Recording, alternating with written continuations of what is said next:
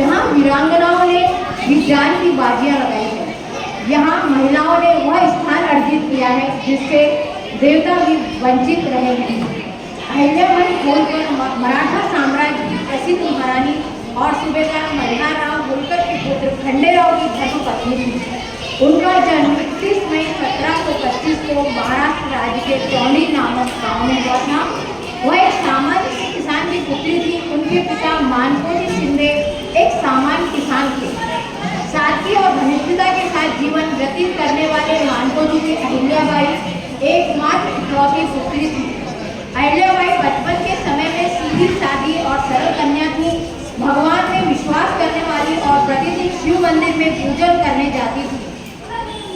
मात्र 10 वर्ष की अल्पायु में ही होलकर वंशीय राज के संस्थापक मल्हारराव होलकर के पुत्र खंडेराव के साथ पढ़ने सूत्र में बंध गई थी। अपनी कर्तव्य निष्ठा से उन्होंने सास, ससुर, पति व अन्य संबंधियों का हृदय जीत लिया था।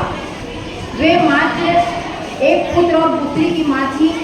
29 वर्ष की अल्पायु में ही पति का देहांत हो गया था। सन 1766 ईस्वी में ससुर मल्हारराव भी चल रहे थे। शासन की बागडोर संभालनी पड़ी। कालांतर में पुत्र मालेराव, दोहित्र नथु और दामाद खंडसे और पुत्री मुक्ता पर भी मां को अकेला ही छोड़ बसे। इतनी अधिक मर्मांतक पीड़ा से गुजरने के बाद प्रजाहित में स्वयं को संभाला और सफल दायित्वपूर्ण राज संचालन करती हुई 13 अगस्त 1795 को नर्मदा तट स्थित महेश्वर किले में भारतीय इतिहास में अपना नाम स्वर्ण अक्षरों में लिखाकर सदैव के लिए चिर निद्रा में सो गए।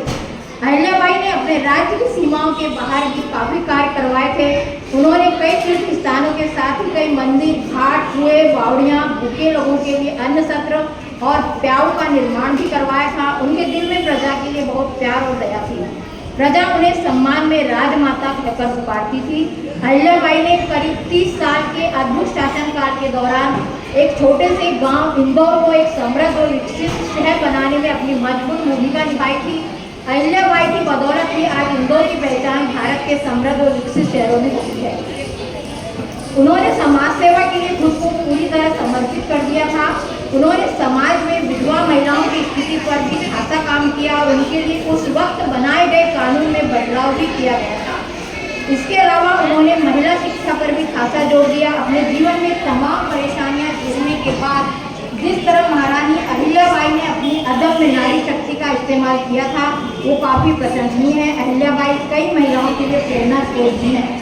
उनके सम्मान और याद में मध्य प्रदेश के इंदौर में हर साल भाद्रपद कृष्ण चतुर्दशी के दिन अहिल्या उत्सव का आयोजन किया जाता है। उनके नाम पर कई योजनाएं भी हैं और कई लेखकों ने उन पर पुस्तक भी लिखी है। शौर्य, पराक्रम, साहस, त्याग, तपस्या, दया, सहनशीलता, परोपकारी, समाज सेवी अहिल्याबाई के पवित्र चरित्र और विराट प्रेम ने उन्हें लोक जीवन में लोक माता का वह उच्चासन दिया जो संसार में बड़े सम्राटों और साम्राज्यों को भी नहीं मिल पाता। उनकी मृत्यु 13 अगस्त सन 1795 ईस्वी को भाद्रपद कृष्ण चतुर्दशी को हुई। राजयोगिनी, कर्म योगिनी, नमन तुम्हें हम करते हैं, तेरे कर्मों की गाथा को युग युग गुणगान करते हैं। अपने पति खंडेराव को जीवन जीना सिखलाया था। राजधर्म और देश धर्म का निर्वाह करना सिखलाया था। युद्ध में पति की मृत्यु से सती होने का संकल्प लिया था। ससुर की विनती मानकर देश धर्म के लिए खुद को समर्पित किया। राजकाज, धर्माचरण, शासन प्रबंध में निपुण बनी थी। न्याय शक्ति, दानशीलता, साहस, शौर्य की प्रतिमूर्ति थी। शिव थे आपके परम आराध्य और आप शिव की परम भक्त थी। वीरता, त्याग, बलिदान, शौर्य से परिपूर्ण थी। घाट घाट पर शिव मंदिर आपकी ही देन थी। लोक माता राजश्री से राजर्षि के रूप में प्रसिद्ध थी। जनमानस में आपके कर्मों की ख्याति प्रसिद्ध हुई। राजधर्म और लोक धर्म का पालन कैसे करते हैं? किसी माँ का बालक रथ के नीचे कुचल गया तो राजधर्म के लिए खुद के बालक को मृत्यु दंड का आदेश कैसे देते हैं? न्यायप्रिय, धर्मप्रिय, भक्तिप्रिय माता की गाथा युग युग भी तो गाएंगे। जय तु अहिल्या, जय तु अहिल्या, यही धूम जब गूंजेगी तेरी यश कीर्ति तो माते युग युग पक्षों में रहेगी। जय माता।